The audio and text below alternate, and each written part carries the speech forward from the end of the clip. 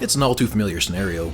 When an emerging form of entertainment begins to reach mass appeal, it's usually used as an easy scapegoat for societal ills by those who either want power or those who want to retain their power. From the crime and horror comic book controversies of the 1950s to the music lyric congressional hearings of the 1980s to the satanic scares of the same decade in which Dungeons & Dragons was seen by overprotective parents as baby's first Beelzebub.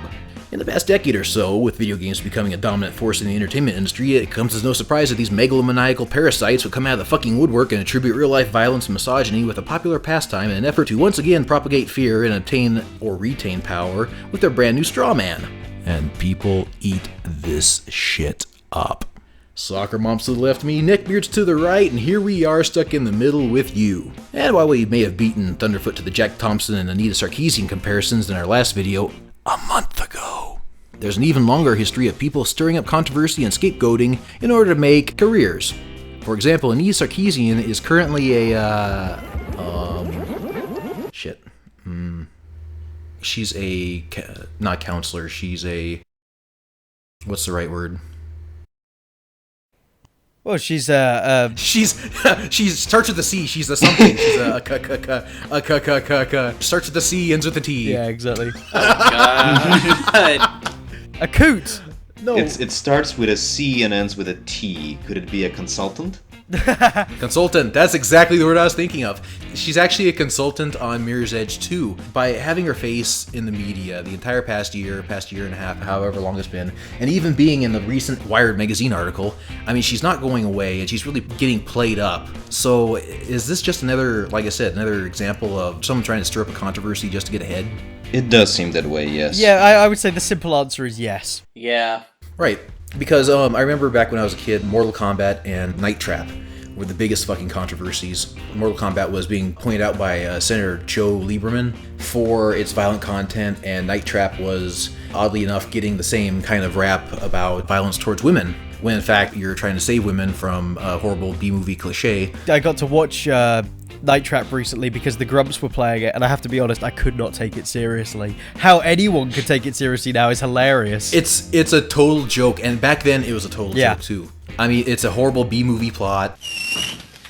You're on your own tonight, boys. Right. Now, Jeffrey, I want you to go downstairs and change the trap access code from blue to purple.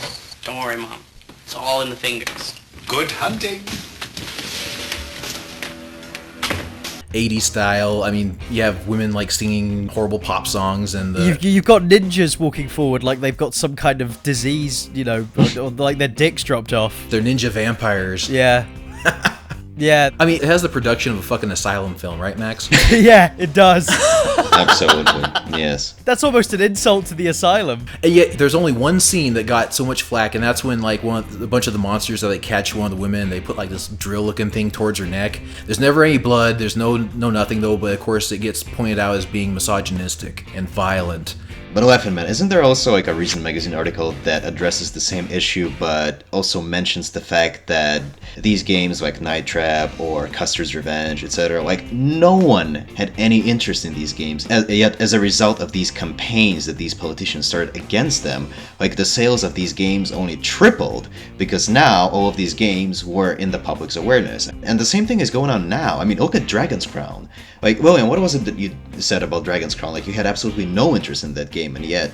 Oh, it was idiotic. It was like, oh yeah, Dragon's Crown. Yeah, a game I didn't give a shit about, which wasn't actively brought to my attention. I didn't know about it, but fuck me if all the concerned citizens of the internet didn't shove it down my throat because I had giant tits. Honestly, one character... Yeah. Never mind that when you go down to the fucking mall to buy the game, you see women dressed in sexy revealing clothing. Oh no, the problem with objectification lies in video games, not larger social issues, because, you know, life imitates art, not the other fucking way around. Sarcasm. Yeah, it was just the fact that, like, it was a game that would have gone past unrecognized. There are so many games out there. Do you remember, like, in mid-2006 or 8 or whatever, there were adverts on every forum that was for, like, something online, you play now, my lord, and it was a sexy elf girl. Shit, you see that on our fucking website. What are you talking about? She was on our website, yeah. But it's like, nobody takes that seriously. Everybody looks at that and thinks, ha, that's hilarious. Exactly. Because, you know, it's click ads. Nobody's interested. It's the exact same thing that happened with, like, Night Trap and even Grand Theft Auto 3. I mean, Grand Theft Auto 3, granted, it's a great game, but because of the controversies for the violence... And the prostitutes. It got skyrocketed up to infamy. Yeah.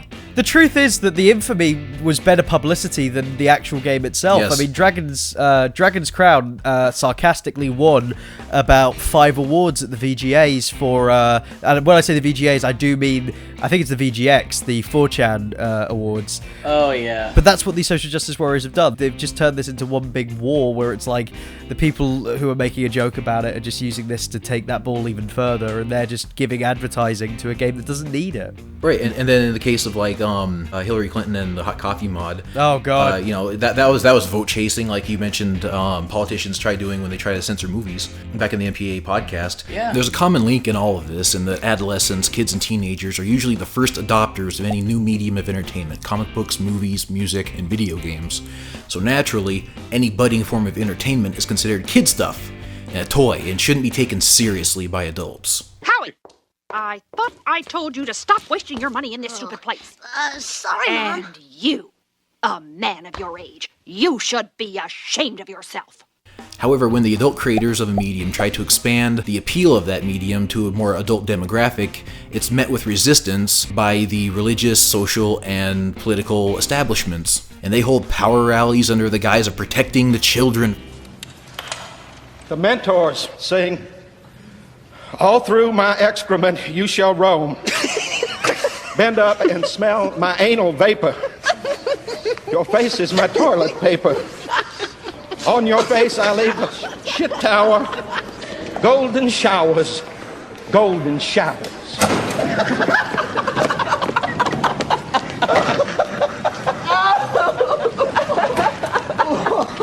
Laugh all you want, but that audience is mine. Oh, come on! It's just like what Hillary Clinton did with the Family Entertainment Protection Act. FIPA noticed the happy, positive language. And she was saying, "Oh, soccer moms, there's these dangerous things out there, and if you keep me in power, I'll save you from them." If you put it just really simply, these violent video games are stealing the innocence of our children. I see people like Anita Sarkeesian, and she's banking on people's outrage. Yeah, absolutely.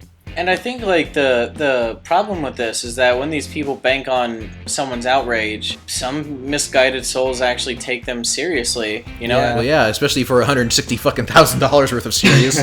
Yeah, the problem is that games journalism is now horribly skewed as a business, and it's a business where they're leaving every positive space bridge open to appease the biggest amount of rubes to detract from their own understanding of actual game theory. We love this thought-provoking game, and its overtly liberal values, 10 out of 10, so art. Look at what good people we are.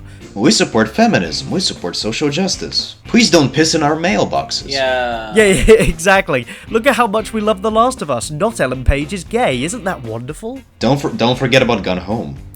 Exactly. People like the controversies because the controversies give them a platform where they can show themselves off, you know, and get their own notoriety. Yes. And just like Hillary Clinton, she's talking out of ignorance to ignorant people. Mm-hmm. Yeah. I'd like to say we should run some studies, but you guys remember what happened when Joe Frost ran a study. She deliberately rigged it so that she got the answer that she wanted, which is that if you play a violent video game, you will be more violent and have more violent reactions afterwards.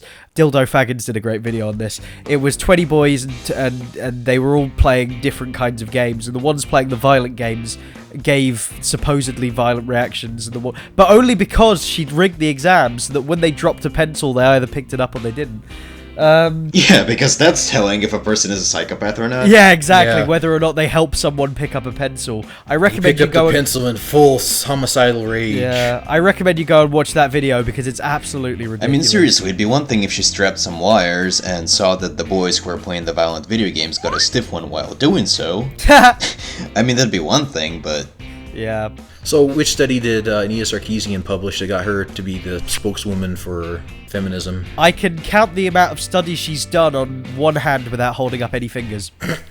I mean, she's done absolutely nothing to help her own case out. Everything has been utter rhetoric, and everything's been practically debunked. And someone's probably going to make a comment saying, well, everything you're saying is rhetoric. Yeah, but I'm not asking you to give me the 160 million so that I can go and, you know, make a series on how this affects our society. Nobody's expecting me to do this shit. We don't want to be fucking figureheads for any type of movement, that's for fucking sure.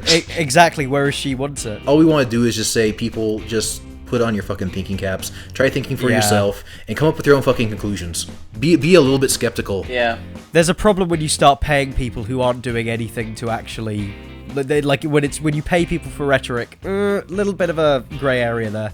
You mean like Suey Park and her speeches on race theory? Yep. Absolutely, just like Suey Park.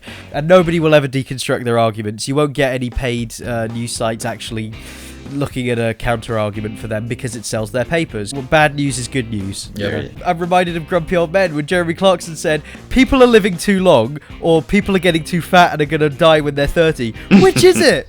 Which of these two are we supposed to believe in? People have been trying to stir this shit up for centuries. Exactly. And it's not controversy it sells, it's fear. Yeah, exactly. I mean, you know, if you don't have the new fucking Acura, you're not going to get laid. If you don't do all this kind of stuff, you're not going to get, you know, a job. And in this case, you know, if you don't subscribe to either a politician or a radical figurehead's ideologies, then you're a horrible fucking human being. Yeah. Transference of fear and self-loathing to an authoritarian vessel. It's catharsis. He absorbs their dread with his narrative. Because of this, he's effective in proportion to the amount of certainty he can project. By the way, if you don't subscribe to the CCS podcast, you're an absolute loser and have no friends. No, if you're in the CCS podcast, you're an absolute loser and have no friends. Yeah.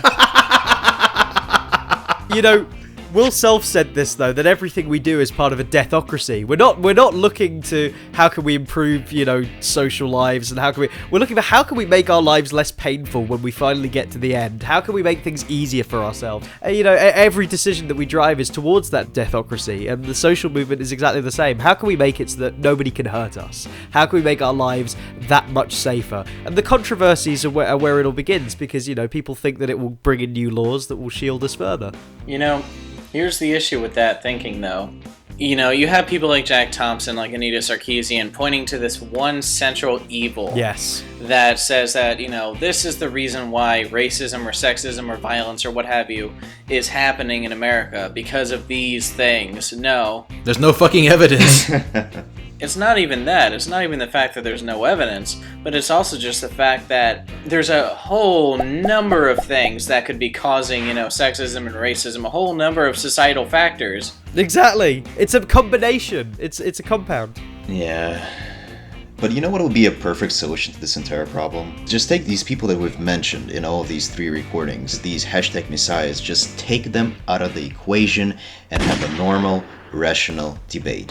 Because the more attention you give these people, nothing will ever get resolved, because these people are not interested in resolving any issues, because these people are parasites. Yes, they depend on these issues being there, because how else are they gonna get 50,000 clicks in their articles unless they post that token, oh my god, there's not enough insert group here in comic books or movies, etc. I mean, do you really need to rally behind this or that internet messiah that says certain things that kinda sorta fit with your own opinion? Why can't you just have your own voice? And that's what started this entire trilogy of videos, the fact that people don't want to listen to any dissent. People don't want to sit down and just have a normal debate. Nope, I'm right and you're wrong. Just fucking talk. And on that note, if you disagree with everything we've just said, go fuck yourself.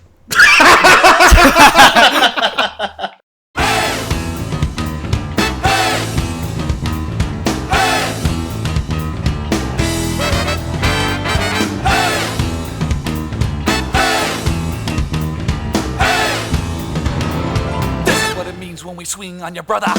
Hey Charlie, I've just got to tell you, man, your face is my toilet paper. Golden showers, golden showers. Now, in this podcast, we talked about how there doesn't appear to be anyone of a learned background speaking out against this naivety, and we don't count ourselves in that profession either, but we do know a woman who does. If you enjoy what we have to say, I think it's worth also checking out the lovely Christina Hoff Sommers. She's been a politically neutral professor of philosophy for 20 years, with many other accolades under her belt, who is skeptical of the current slew of trigger-happy feminism that's been bandied around on the internet. And what does this woman call herself? The factual feminist. She focuses on the facts and attempts to see what truth there really is to the so-called social rhetoric being peddled as fact.